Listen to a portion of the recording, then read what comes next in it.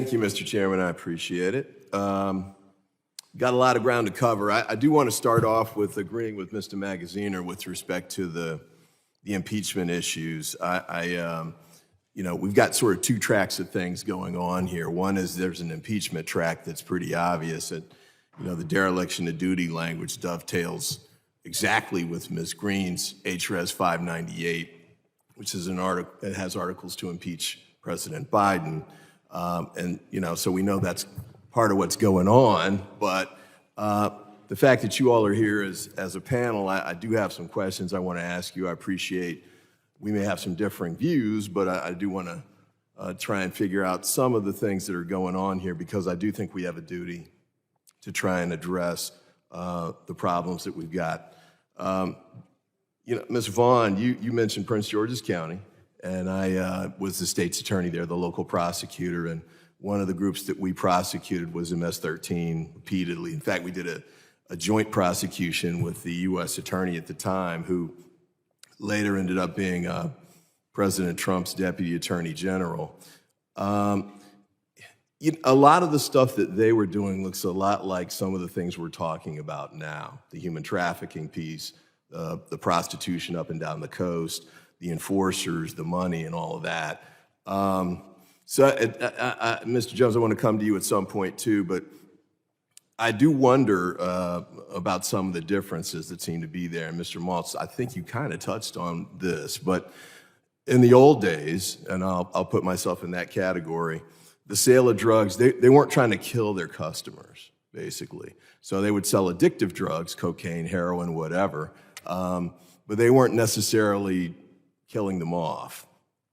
Fentanyl seems, fundamentally different to me in the sense that, yes, it's extremely addictive, more addictive than those, but it's also, the fatality rates are incredibly high. So one of the things I'd like to try and figure out, if we get a chance to move to a hearing on that front, would be why that change in the business model has taken place. Mr. Jones, I want to I might have to ask you all to send in a written response or something, just because I'm almost halfway through my time. Mr. Jones, to you made a couple references to, I think, essentially military action, and I think was the way you phrased it. Need more authority and more tools beyond law enforcement was one. And then in your last answer that you gave a few minutes ago, you mentioned explicitly wanting to have the military get involved in the pushback against the cartels. I'll pause for this answer. What exactly do you have in mind on that front? Yes, sir. What I'm talking about is the tools of national power, and here's what I mean by it. Our system, by design, as you know, as a former prosecutor, moves very slow. It's exactly how we want it under our Fourth Amendment. Let me ask you to cut to the chase, because I'm down to a minute and a half. What exactly, because military involvement's a very big step. If we operate beyond the investigative model, what it allows us to do is go after their assets and their money real time versus working 2-year cases. It allows us to limit them mobility globally around the world, just to Mexico, because now you can't get on aircraft, you can't get on boats. And third, it allows us to remove them who are here on visas, because most of you would be stunned. They have the money for visas. So it puts speed in the system and gives us tools. Now we go after the network, and that's how we win. Let me reclaim my time. I don't know that you need the military to do any of those three things. I think the Department of Justice does that currently, but we can maybe discuss that at another time. I also had a question too, Mr. Maltz. You mentioned working with China and I think Mexico.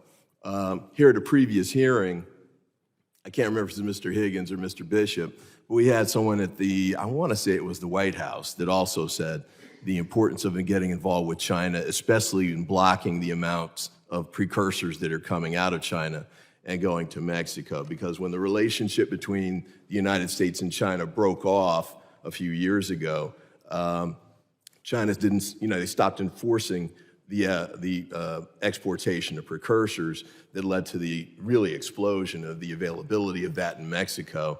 And that witness's thought was that part of the answer was going to be that we needed to work with China to address that. With respect to Mexico, I'm running out of time, but Mr. Jones, you mentioned another issue too, which was money. You're the first witness I've heard in one of these hearings to say more money isn't the issue. We've had CPB and those guys come up and talk about we need more agents, we need more drones, we need everything, really, because they're outgunned in a variety of ways. So I guess we'll have to get that from you later on. I'd ask for unanimous consent to offer a couple of articles. How to stop the Mexican cartels, stop supplying them with guns, which I think was a point you made, Mr. Jones. On Biden's border policy, critics both left and right are wrong. Southern border eerily quiet after policy shift on asylum seekers. Without objection, so ordered. Thank you, Mr. The gentleman Chairman. yields.